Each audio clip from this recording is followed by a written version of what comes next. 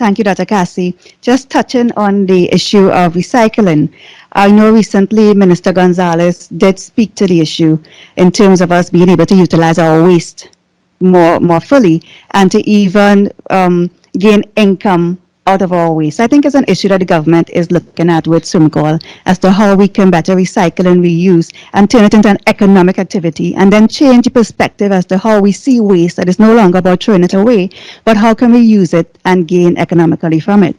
To touch on the issue of desalination, I think that a lot of us do have this concept that we're an island, there's water all around us, and if we need water, we can use desal, which is in theory correct.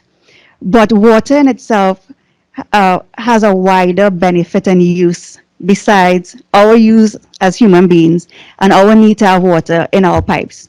So I totally agree that desal is an option that we have utilized and possibly in the future we may have to utilize a bit more in terms of supplying water.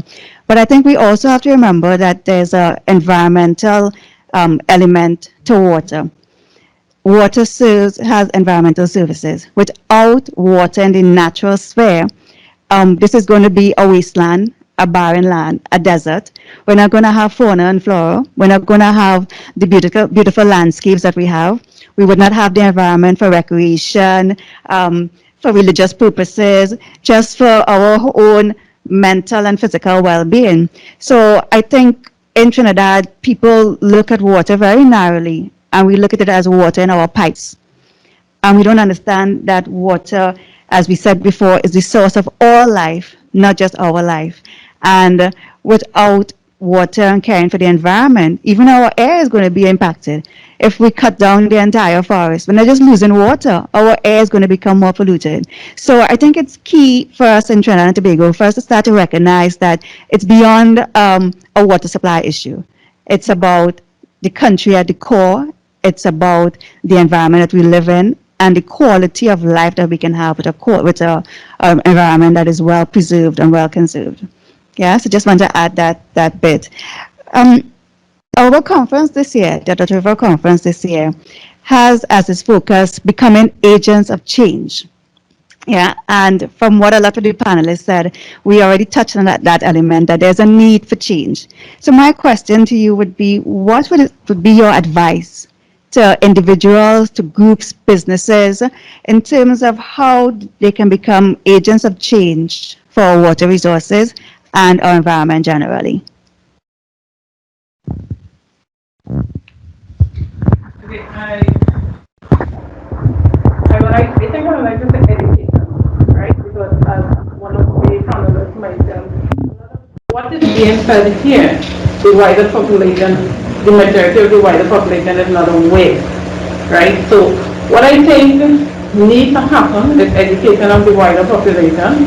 As Chan and I were discussing earlier, we need to network more because what we have isolated groups in certain areas doing their own thing, right? Rather than partnering with other groups that is doing the same thing or that is doing something that is the flip side of the coin, right? So we need to get together and network. We need as one, and everybody else keeps talking on education, right? We need to educate ourselves first of all, because I'm also being educated here, right?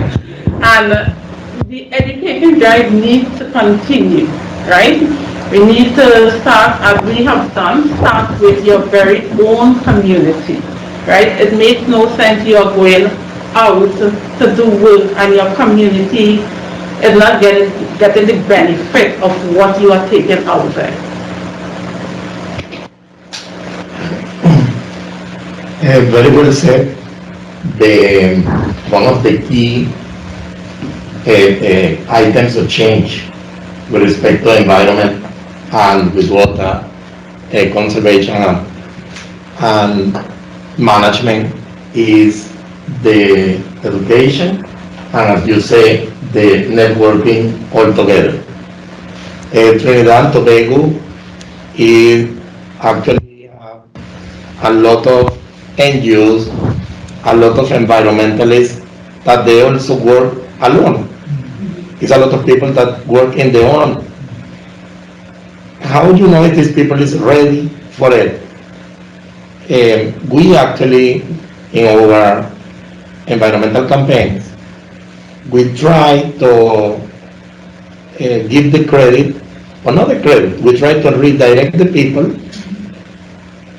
to the agencies depending of the capacities. In other words, if I realize that a river program has a capacity of doing certain program, I will not try to duplicate, I will try to use my organization as a redirector to you to continue doing the job that you're doing very well. As well as Kachu Garden, I will redirect energy to Kachu Garden in order for them to continue doing the job, same thing with Cital, etc. And by doing all this, the amount of people that actually come to us asking to be part of the change.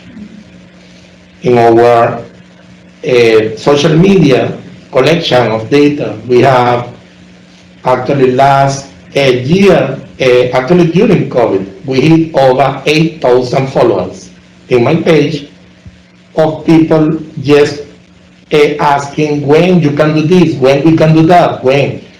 The University of West Indies, the Faculty of Law, actually, we couldn't, sometimes we cannot make and I really apologize with the people sometimes that we have limited amount of resources and limited time, and they say, if you're not coming with us, we're going in your name and we're going to do it for you and we're going. I say, well, okay, you go in front, and I right behind and I will collect and so on. And sometimes they are like that, they say, we're going, if you're not coming, we're doing it anyhow. And that happened. So the children, the youth, the parents and the people there is ready, more than ready. They just need a little guidance into how to network. They need the guidance, they need the education, they need that training, because the people is actually ready. They already understand that they need to do the job. Is the perfect opportunity for us now to solidify our efforts, network all, and go ahead and take all these people and make them, give them the tools to do the job they actually want to do. So how we educate is extremely important. I also wanted to add that there is a code that I live by. And I remember when I was doing my environmental educator training, one of my favorite professors said it, and I asked him if I could take it for life. It says, sometimes it is not about doing things better, but sometimes we simply need to do better things. So we have to start asking ourselves, what are some of the better things that we can do? Because we always think that things could be better. We know that things could be better, but what are those better things?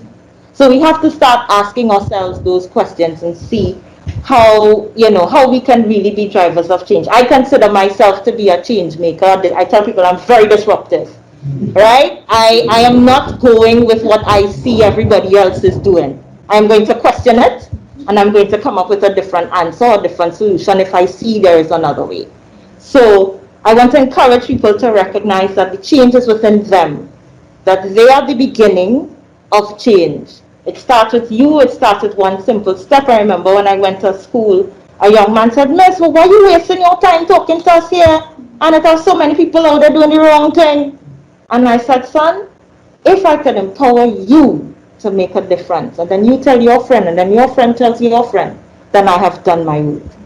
And that is extremely important. People have to recognize that somebody, as I tell the children, because I also just wrote a children's book, and in that, I tell them about they are the eco-hero.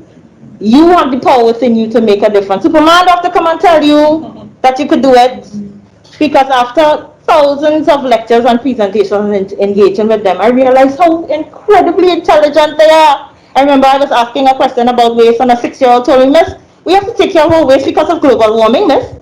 He's 6. And I'm like, how in God's name do you know about global warming?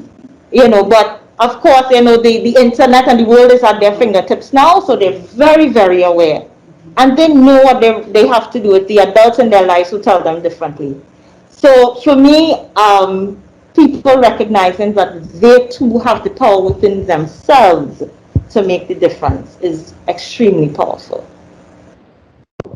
Right. Let me say I totally love that eco hero line. I mean, it is totally a fantastic terminology. I love it.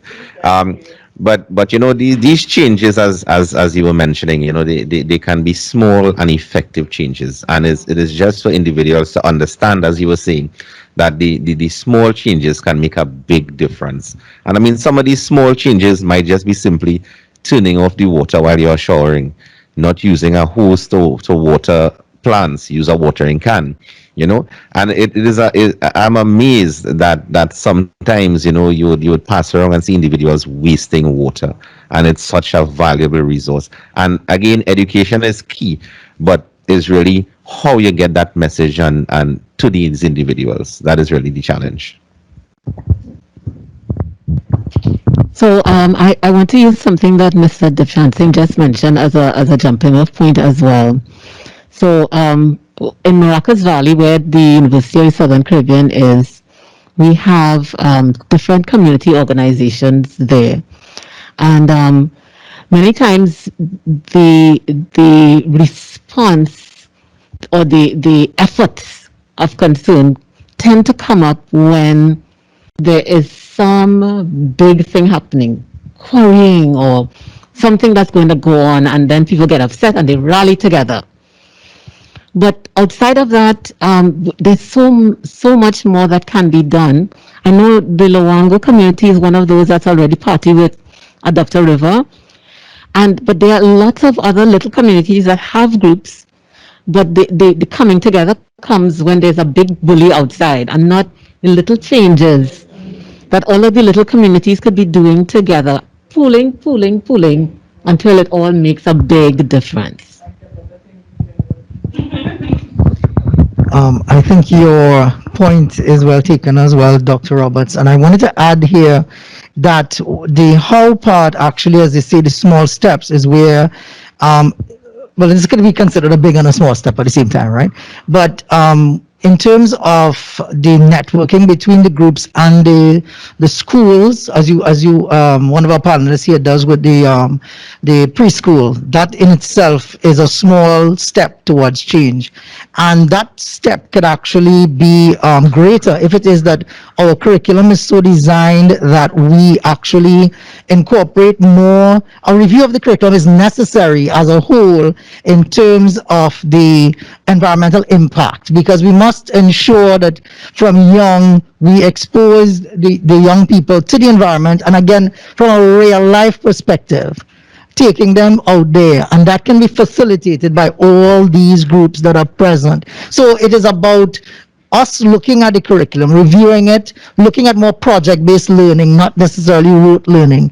And again, my colleague here spoke about the differences in learning styles. And again, too, I could even put a plug-in for some online learning, because that in itself has value in less people on the roads, less, you know, in terms of working from home. All of that has impacts on the environment as well, positively. And if it is that, I mean, there might be some small negative impacts, but the overall picture is that look at when the regulation said you couldn't go to the river.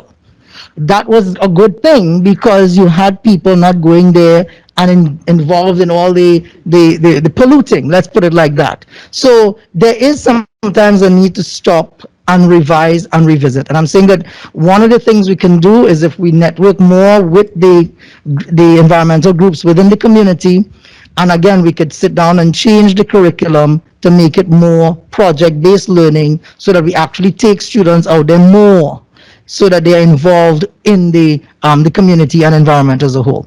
There you go.